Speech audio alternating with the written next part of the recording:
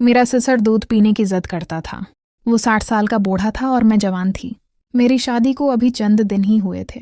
ایک رات میرا شوہر گھر پر نہیں تھا۔ میرا سسر میرے کمرے میں آیا اور کہنے لگا مجھے دودھ پلاؤ، میں دودھ پینا چاہتی ہوں۔ وہ ضد کرنے لگا اور زبردستی میرے کمرے میں آ گیا۔ جیسے ہی اسے موقع ملا اس نے میرے ساتھ پورا رات گزارا۔ میری شادی کو ابھی صرف 4 دن ہی ہوئے تھے۔ میرے سسرال میں بس میرے سسر ہی رہتے تھے۔ شادی کی رات میرا شوہر اختر خاص طور پر کہہ چکا تھا کہ میرے آبا کو بہت غصہ آتا ہے، ورنہ وہ غصے میں پاگل ہو جاتے۔ 4 دن سے میں بھی یہی دیکھ رہی تھی کہ جب بھی اختر کو آواز دی جاتی اس کا رنگ زرد پڑ جاتا تھا۔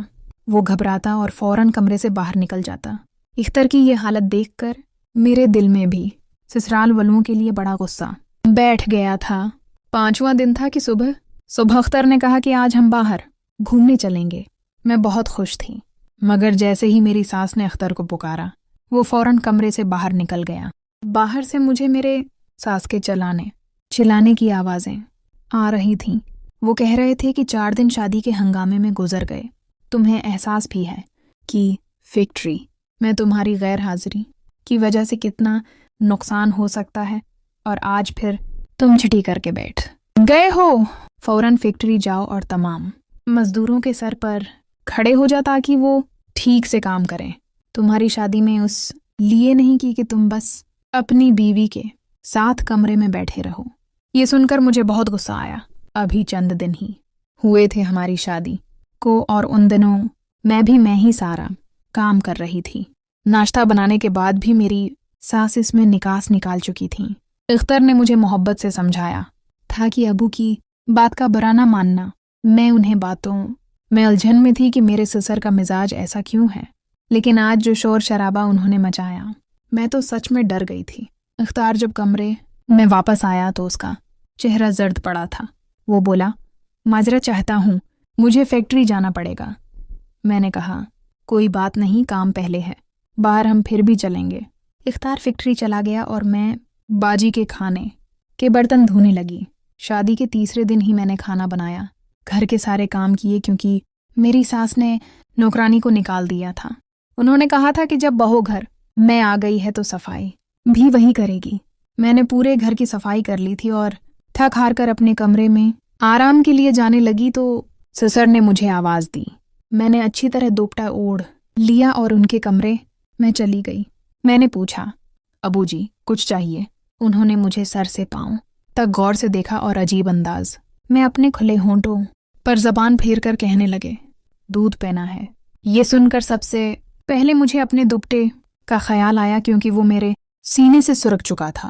میں نے فوراً اپنا دوپٹہ درست کیا اور باورچی خانے کی طرف چل دی۔ میرا دل زور زور سے دھڑک رہا تھا، مجھے کچھ عجیب سا محسوس ہو رہا تھا۔ میں نے فرض کے طور پر دودھ نکالا، گلاس میں نے ڈالا اور خود کو اچھی طرح دوپٹے میں لپیٹ کر اپنے سسر کے کمرے میں چلی گئی۔ میں نے سائیڈ ٹیبل پر دودھ کا گلاس رکھا اور جیسے ہی باہر نکلنے لگی سسر نے کہا بیٹھو تھوڑی دیر، مجھ سے باتیں کر لیا کرو، گھر میں تمہارے علاوہ تو کوئی ہوتا ہی نہیں۔ میں کئی دن سے اکیلا ہوں اور اکیلے بیٹھ کے بور ہو جاتا ہوں۔ یہ سن کر میں اور بھی زیادہ پریشان ہو گئی۔ ان کے کمرے میں بیٹھنے کو کوئی کرسی نہیں تھی، اس لیے مجھے مجبوراً کپڑوں کے کنارے پر بیٹھنا پڑا۔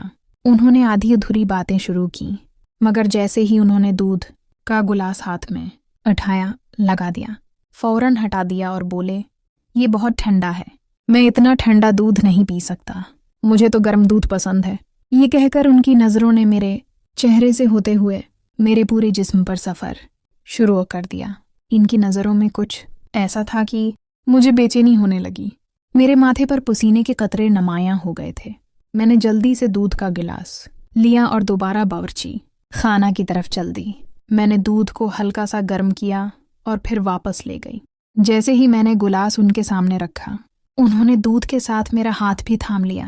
مجھے تو جیسے پورے بدن میں کرنٹ سا محسوس ہوا لگا۔ میں فوراً گھبرا کر ہاتھ کھینچنے لگی، چاہا تو انہوں نے چھوڑ دیا۔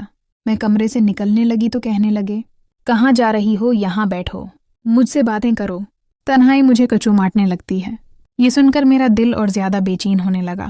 پھر کہنے لگے تم نے شادی کے اگلے دن جو گلابی رنگ کا سوٹ پہنا تھا وہ بہت خوبصورت لگ رہا تھا، آج وہی پہن لینا۔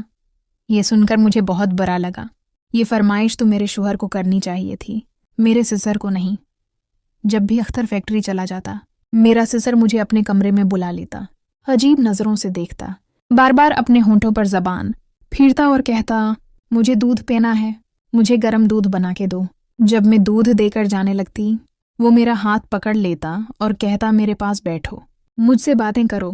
میں کوئی بہانہ بنا کے نکلنے کی کوشش کرتی کہ مجھے کھانا بنانا ہے، برتن دھونا ہے، مگر اب میرا دل بہت بے چین ہونے لگا تھا۔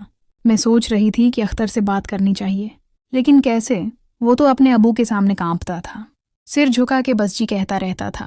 ایک دن میں باورچی خانے میں کام کر رہی تھی کہ اچانک میرا سسر وہاں آ گیا۔